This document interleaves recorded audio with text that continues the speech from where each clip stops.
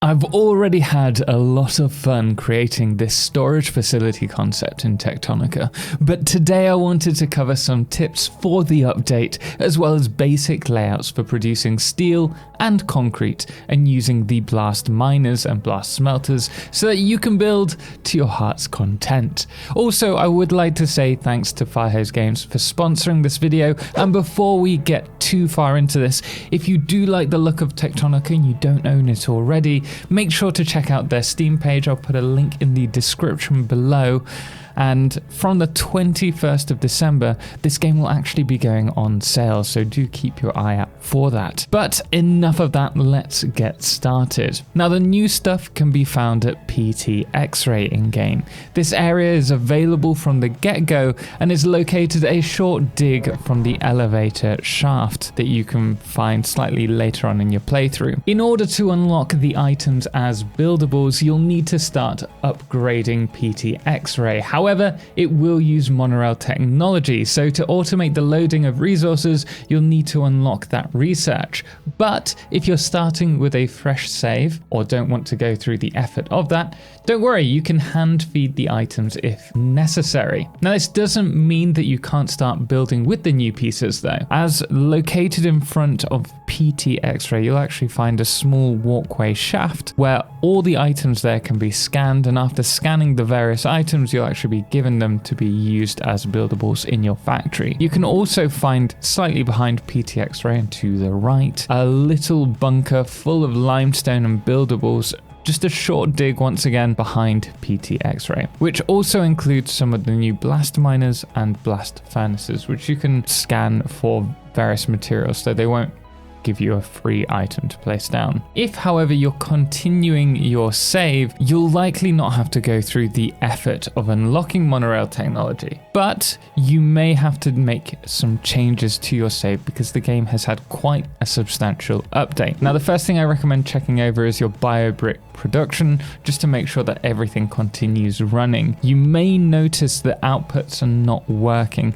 This may be because you have not unlocked the item in your research tree, as they have been overhauled in this update. So do jump into the tech tree and unlock all the new items, or new technology advancements, I should say. Next, let's talk about the new machines. So with these two new machines that we have, we also have their own production loops as well, which adds a substantial amount more to the game in my opinion. First, we have the blast miners. These are using one mining charge every 12 seconds to produce metal chunks. Now, interestingly, if you use multiple charges, they are all exploded at once, or expended at once, I think is probably the better term, and will provide no extra gain unless you have research in multi-blast. But with 3 charges used for 2 chunks of the materials, I feel that this isn't the most efficient system or route to go down. So with charges being used every 12 seconds, that actually works out to 4 blast miners per minute, each receiving 5 mining charges. But make sure when you're doing this to load balance rather than run a manifold, as you can see here, which means splitting into 2, then splitting each conveyor into 2 again.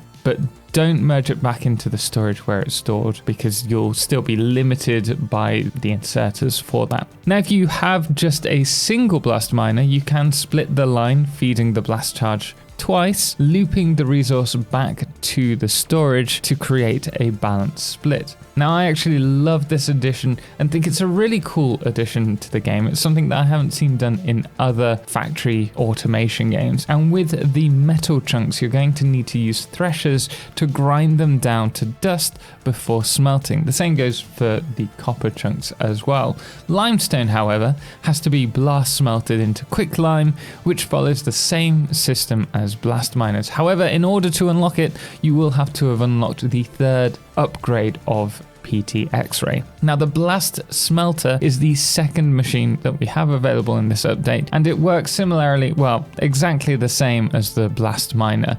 In order to build this, you do need ceramic tiles though, which is another resource chain that they've given us to play around with. Now, thankfully, the layouts are once again simple enough because they have the same cooldown as the blast miners. You can either run charges from a yellow inserter across 4 blast smelters, or split the charges twice and feed to a single blast smelter, as we've done prior with the blast miners. Now this seems to be the most efficient way of doing it. I'm not sure why there's a slight delay when spreading it across 5 smelters. So if you do know the reason for that, do let me know in the comments below. I don't think it's the distance that they're traveling, because once they're on the actual line, they should have the same distance regardless to travel, and that's the same startup times. But that's enough of that. I don't want to break it all down too much. We will go on to some layouts now for steel and concrete.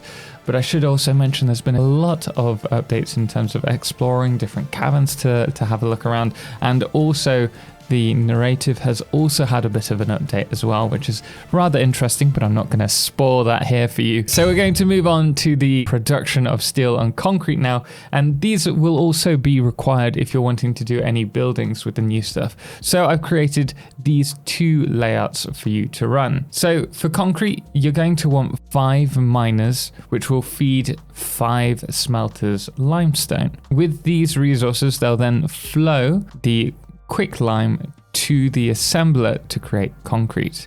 Now, in order to keep up with the item demand for this, because it's running quite a lot of resources on a line, I highly recommend using the red inserters. And this layout will have a total overflow of 5 quicklime. We're actually going to be producing 125 quicklime per minute, but we're only going to need to use 120. And that will be used in the assembler to produce a total of 40 concrete per minute, which you'll need for things like the blast smelter. Now, steel is an easy system in itself because it's just smelting iron. However, it can be quite time consuming because it's a long process. I think at the end of it, you produce per smelter like 2 steel bars per minute, which isn't a lot. So to create the steel, we're going to smelt the iron bars, as I just mentioned.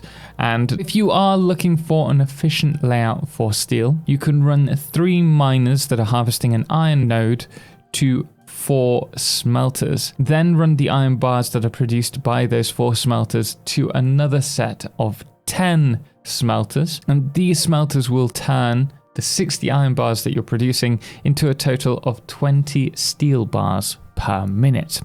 And there we are. That's 4 easy layouts that you need to know when playing Techtonica's most recent update. And if you want to see what can be done with the decorational pieces, make sure to subscribe for more. And I have to admit, I am having a blast, pun intended,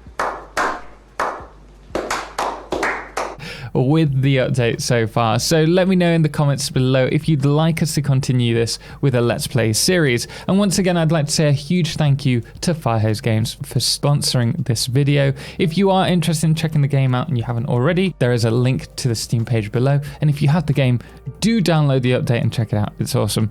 The game will be on sale from the 21st of December. And of course, a huge thank you does go to all of our amazing supporters on Patreon. Most notably our Totalxclipse patrons James Irwin and Firefless, as well as our Lunas, the Calamity, Ben, Star, and that dude AW, as well as our Blood Moon of the day, which today is Brain Slug. Until next time, as always, ciao for now.